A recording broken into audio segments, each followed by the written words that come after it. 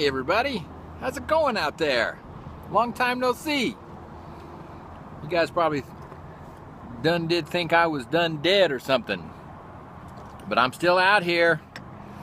Thought I might try to do a quick catch-up video. I've been running like crazy. This is about the first time I've had to even think about making a video. Today hey, by the way, happy pipe smoking day. How's that? Because that's every day, right? Don't have to worry about a Cobb Tuesday, Warden Wednesday, Meerschaum Monday. It's happy pipe smoking day, whatever day it is. So I'm smoking my little $8 CVS Grabo pipe. This is my CVS Grabo. So I don't see a model number or anything on there, and I don't remember seeing anything on the package. But anyway, it was like $8.50 or something like that if they're 75% off. And I found one. So I couldn't find as many as everybody else found. I found like 15 or more Cobbs, but I only found one of the Grabos. So this is my first smoke in it, and I'm smoking some Frog Morton Bayou that Daniel Shore sent to me.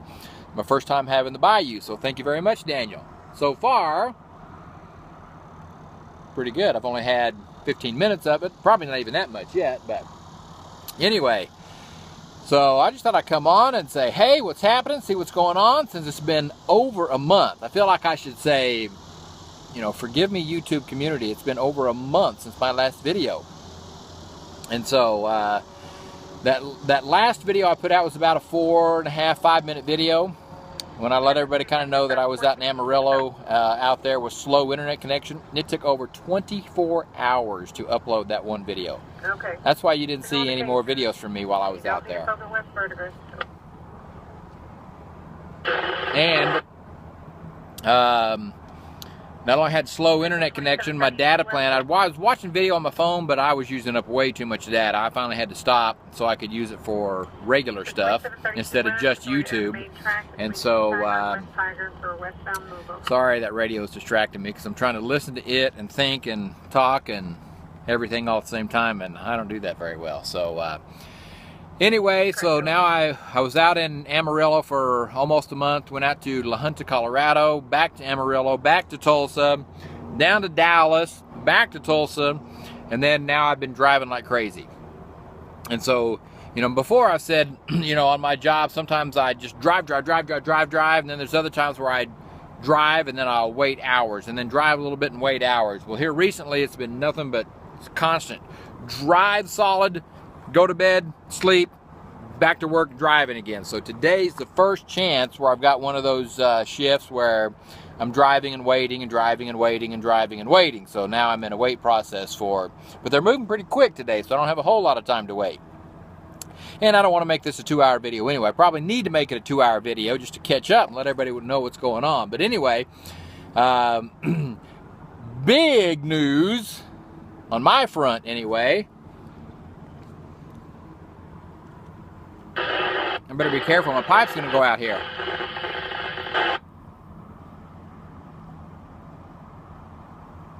I gotta keep it going. You know how hard it is to keep a pipe going while you're making a video, while you're sitting here rambling on, just chit-chatting.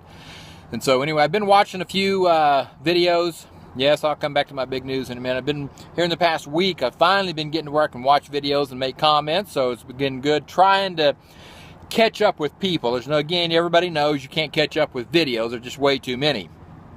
And so unless you become like a hermit for like 6 weeks straight and do nothing but watch videos for, you know, 20 hours a day and sleep for 4. And so, but anyway, my big news after I came back from Amarillo was going to Dallas. What's big news about Dallas is we moved my daughter to Dallas last weekend. And so, and if you've been following me, some of the new subscribers, which by the way, I've gotten several new subscribers lately, even though I haven't been putting out videos. Thank you very much. I appreciate all the subscribers. New, do I want to say old subscribers, young subscribers, subscribers who've been with me for the beginning, etc., etc. And so, I'm not doing a very good job of keeping my pipe going. So a lot of you have been with me for a while, know that, you know, my daughter was in an accident. And so milepost 418.4. No defects. Repeat, no defects. Total axle 326. Temperature 84 degrees out. Thank you very much for that interruption. That was your commercial break. So I don't know how loud that was, but it was incredibly loud for me. And so anyway, she was in that, in that car crash. And then so we moved her here to Tulsa so we could help her. And again, she had a traumatic brain injury, and so the Brain Injury Association of America, she was living in Dallas. They do not have a treatment center or a rehab center in Dallas. They have one in Tulsa, which I found kind of odd, that as small as Tulsa is, there would be one here, and as large as Dallas is, there wouldn't be. But it actually worked out. So we moved her up here with us to go through, physical therapy, occupational, speech, brain, all of that. And so anyway, the brain therapy guys, I don't know what their title is or what they're called, but almost. It's barely going here. And so before they really want to release her, especially like to drive, for example, they sent her to and it's gone. There's a tiny bit left. They sent her to a driving school here in Oklahoma. Not to do the driving school, but they wanted somebody else to clear her to drive, because they said if she's ever in an accident or something and they find out, an insurance company or something finds out she was in an accident, received a brain injury, so that you could be in court and lawyers and sue and all that, even whether it was her fault or not her fault even. And so they wanted her tested. They told the guy, and apparently they work with this driving school on a regular basis when they're doing this, so they said, don't send her through the driving school, just do the testing phase, as if you were getting ready to pass a student and then send them on to the state to get their driver's license. So she did that. He did about double the testing he would normally give to teenagers or new drivers or whatever. And he said she passed, she's cleared to drive. So he wrote up a big long letter. So we got that in her file. And then they sent her to another neuropsycho guy, is what I call him, the neuropsycho guy. Some psychologist, psychotherapist, I don't know what he was, what his title was.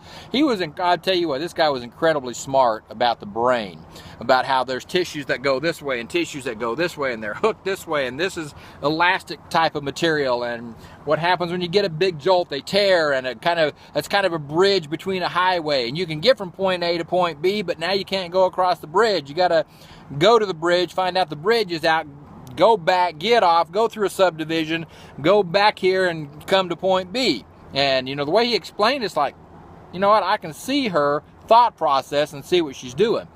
But anyway, he went through a full day of testing with everything from simple stuff like, can she hold a conversation? Can she remember things? Can she do repetitive things? Can she read? The 3 R's that we learn in school, read, write, and arithmetic.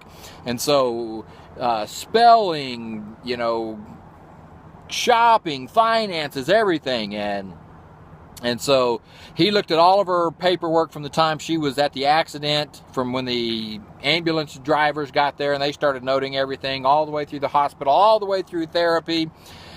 And then, of course, he tested her, and he said, if you would have shown me this paperwork and then separately brought her in to let me look at her and test her, he says, I would have never put the two together.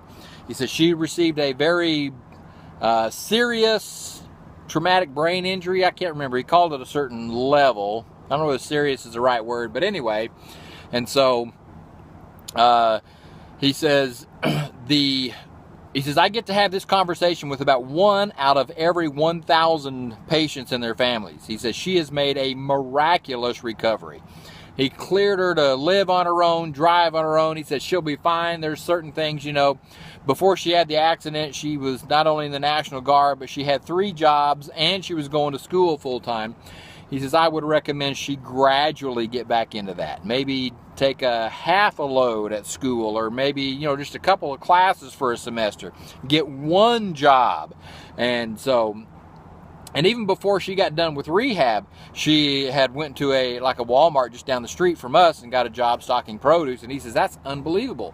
He says, again, I would have 9 months after she's been in an accident, laying in a hospital in a coma, almost died, she's got a job. He says, that's unbelievable. He says, and he emphasized this is a miraculous recovery. He says, I never would have put this together. So anyway, we're incredibly happy about that. So we moved her back to Dallas. Now the good thing, another good thing, when we moved her back to Dallas, is her and her best friend from high school, that she went to middle school and high school with, they were planning on getting an apartment together. And so they were going to rent an apartment together. And of course, she had the accident, so that put things off. And then the past few months, they've been talking about, okay, now that you're getting ready to move back, we can get an apartment together. Well, in the past few weeks, this girl decided she didn't have enough money to be in an apartment, let alone, or on her, even splitting it, let alone on her own.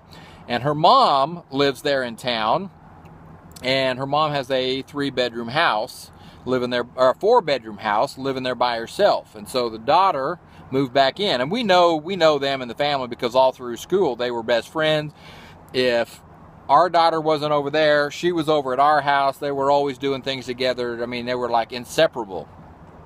And so we know both the parents, the mom and the dad. Now they're separated, but we know them both very well. So anyway, the daughter moved back in, and they said, if you want to move in with us, we'll rent you a room for incredibly cheap, and you just live with us, and you'll be a few miles from school, a few miles from, job or work or whatever.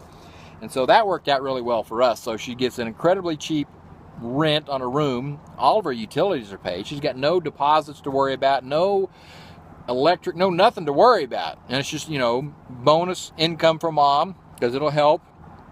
And bonus for us, because now we've got another mom on site, watching and keeping an eye out for everything to see what's going on. And so that way, because my daughter, I'll tell you what, she is incredibly, incredibly independent. And so she is not one to ask for help. She is not one to ask for handouts, ask for money, doesn't matter how bad she might need it. And she does okay with it. She's very good at handling her finances. And so she talks about people. It's like, I can't believe this girl in school is buying a new TV because she just wants a bigger one than the one she has, but she doesn't have money to buy it, so she has to put it on a credit card. And she just can't believe it, which I'm glad she's that way. So that'll help her out in life if she keeps it up. And part of that's probably her military. I don't know, they probably drilled that into him about being responsible and everything. So anyway, so she's down there. She's already got one job, but it's very few hours, so she's already looking at another job where she used to work, and we're 99% sure she's going to get on there, and she can let that other one go. That's not going to give her enough hours. So she'll be like less than 5 miles from work, less than 5 miles from school. We got eyeballs on site, on scene, to keep an eye on her and let us know if there's a problem or an issue or what's going on. And so anyway, things are good on that front. I've been working like crazy. That's why you haven't seen a whole lot of me. Of course, out there, when I was in Amarillo, I did have some time to make several, and I did shoot 2 real quick videos of just, when you're working a lot of hours, and sometimes, you're running on a little bit of sleep, and your brain gets tired, you see certain things, and it may strike you as funny or odd or different. I got one of those videos for you, so I got to do some editing on that. And then we can only work 72 hours in an 8-day period before we're required to take time off. And we hit 72 hours constantly while we were out there. So one of those times I took some time off. I went to see something out there in West Texas. So I took a little, maybe less than a 2-minute video. So I'll try to get that edited and put up. It was very windy, so I'm going to try to bring the volume level down. I need to edit out some of that wind noise. That's kind of why I've got you inside and I'm standing out here, because it is very windy out here today. There's really no trees or anything in the background to see the wind blowing, but it's blowing. So anyway, I'm running up on 15 minutes. I just thought I better do. Now again, this is a quick catch-up video. 15-minute video is a catch-up video. I could have easily gone half an hour or an hour. So I'm still trying to catch up with people. There's a lot of videos I'm watching. I'll just hit the thumbs up, move on to the next video. I'm trying to do a lot of comments when I can. And so that's about it, everybody. There's a few contests that I missed out on that I wanted to get in. I had a couple of things planned for 2 different contests, especially, that I really wanted to do, but I was gone. I couldn't get back to town fast enough. And so, but, you know, oh well. And so I'll keep an eye out for some others. It's not that I want to win a contest. I thought it'd just been fun entering the contest. And so with some things I had planned. And so anyway, that's it, guys. I'm over 15 minutes. I'm going to get out of here. Let you guys go enjoy the rest of your pipe smoking day. I'm going to relight this guy and enjoy mine. Hey, everybody, take it easy, and we'll catch y'all next time.